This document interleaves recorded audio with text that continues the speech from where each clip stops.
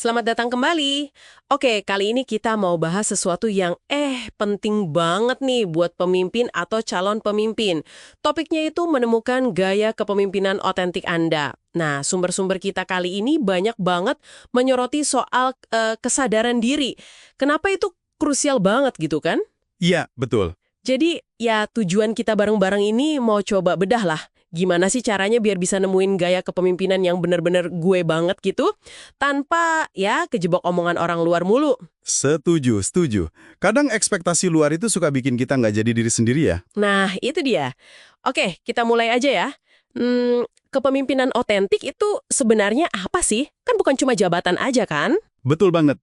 Ini lebih ke gimana kita memimpin dari dalam diri, selaras gitu sama nilai-nilai yang paling kita pegang teguh.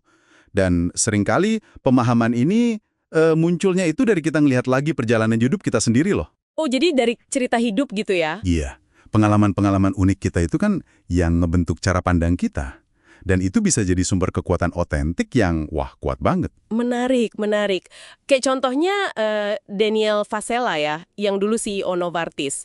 Pengalaman dia waktu kecil soal penyakit dan kehilangan itu ternyata ngebentuk nilai kepeduliannya. Dan itu dia bawa pas mimpin perusahaan farmasi gede. Iya, benar. Kisahnya itu nunjukin banget gimana pengalaman personal itu bisa nyambung ke nilai kepemimpinan seseorang.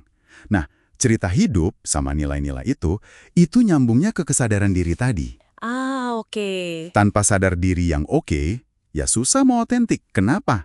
Karena kita semua ini pasti punya potensi blind spots. Blind spots, area buta gitu ya? Iya, area yang kita nggak sadar tentang diri kita. Tapi mungkin orang lain malah lihat jelas banget. Kan kita ngerasa udah A, tapi kata orang kita B gitu. Kayak kasusnya David Pottruck, mantan CEO Charles Schwab itu. Dia kaget banget pas dibilangin koleganya nggak percaya sama dia. Nah, itu dia. Umpan balik kayak gitu, ya meskipun pahit ya, tapi bisa jadi momen penting banget buat dia ngelihat dirinya dari kacamata orang lain, yang ternyata beda sama pandangan dia sendiri. Iya. Berarti kesadaran diri itu penting ya buat nyelarasin tindakan sama nilai inti ya? Tepat sekali. Kesadaran diri semacam itu, ya soal blind spot, ya soal nilai inti, itu yang bikin kita bisa bertindak sesuai apa yang benar-benar penting buat kita. Dan ini butuh, keberanian loh, kayak John Huntsman itu. Oh, yang di era Nixon itu ya? Iya, pas di Gedung Putih, dia nolak perintah H.R. Haldeman. Kenapa? Karena dia ngerasa perintah itu nabrak prinsip etika dia, padahal tekanannya gede banget pasti waktu itu. Wah, tapi jadi diri sendiri ini kayaknya lah gampang ya. Ada tantangannya juga. Katanya paradoks otentisitas. Maksudnya gimana tuh? Nah, ini menarik nih. Analisis dari Herminia Ibarra itu ngeliatin beberapa jebakan lah istilahnya. Pertama, kita ini kan punya banyak sisi ya, dan kita terus berkembang. Kalau kita terlalu kaku sama satu versi diri sejati, itu malah bisa menghambat pertumbuhan kita sebagai pemimpin. Jadi pertanyaannya, diri yang mana nih yang mau diikutin? Gitu kan? Bener juga ya. Kita kan berubah terus. Kedua, ide buat selalu jujur 100% apa yang dirasa, itu yang diucapin atau dilakuin, itu bisa bahaya juga loh. Misalnya ngungkapin semua keraguan kita. Apalagi pas baru mulai peran baru, wah itu bisa ngerusak kredibilitas.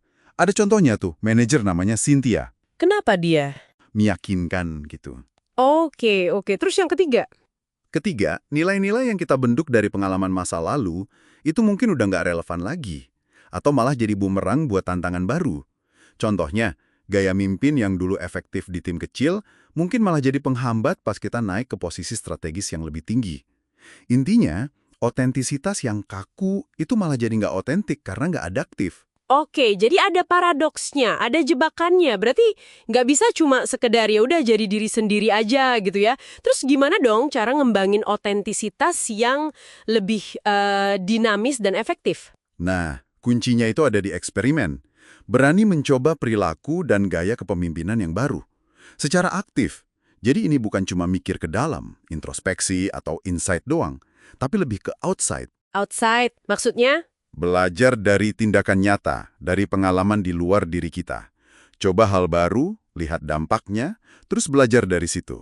Gitu. Oh, jadi learning by doing gitu ya? Bisa dibilang gitu. Dan belajarnya dari berbagai panutan, jangan cuma satu orang.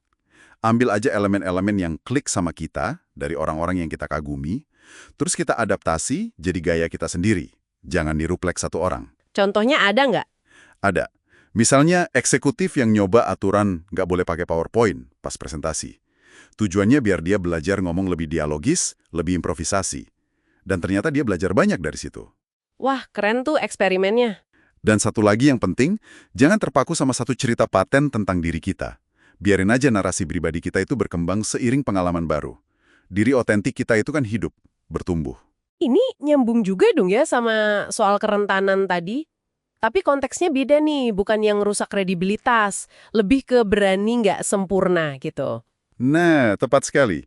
Riset kayak dari Brené Brown itu kan nunjukin ya, kerentanan tapi dalam arti keberanian buat tampil apa adanya, ngakuin keterbatasan, bukan lemah pasif ya.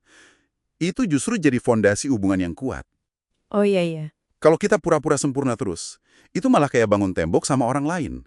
Otentisitas yang beneran, itu butuh keberanian buat jujur sama diri sendiri dan orang lain, termasuk soal keterbatasan kita. Oke, jadi kesimpulannya nih ya, nemuin kepemimpinan otentik itu bukan tujuan akhir, tapi lebih kayak perjalanan terus-menerus ya. Betul, sebuah proses. Proses yang butuh kesadaran diri, yang diasah terus, berani eksperimen keluar zona nyaman, belajar dari pengalaman dan orang lain, sama nerima kalau diri kita sebagai pemimpin itu ya dinamis berkembang terus. Pas banget. Mungkin sebagai penutup nih, ada satu pertanyaan buat refleksi Anda, para pendengar. Apa tuh? Seberapa sering sih Anda sengaja nyobain pendekatan atau gaya kepemimpinan yang beda dari biasanya? Dan apa yang Anda pelajari dari eksperimen itu tentang diri Anda yang sedang bertumbuh jadi pemimpin yang lebih otentik?